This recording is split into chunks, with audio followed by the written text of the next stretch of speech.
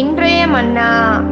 இதோ சர்ப்பங்களையும் தேள்களையும் மிதிக்கவும் சத்ருவினுடைய சகல வல்லமையையும் மேற்கொள்ளவும் உங்களுக்கு அதிகாரம் கொடுக்கிறேன்.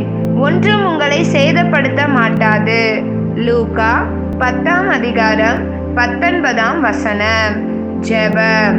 சகல வல்லமையையும் அதிகாரத்தையும் உடைய எங்கள் தேவனாகிய கர்த்தாவே, உமக்கு ஸ்தோத்திரம்.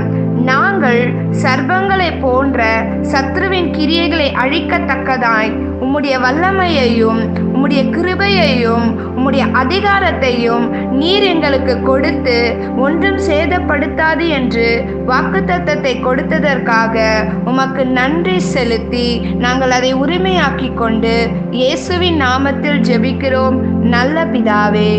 ஆமேன்.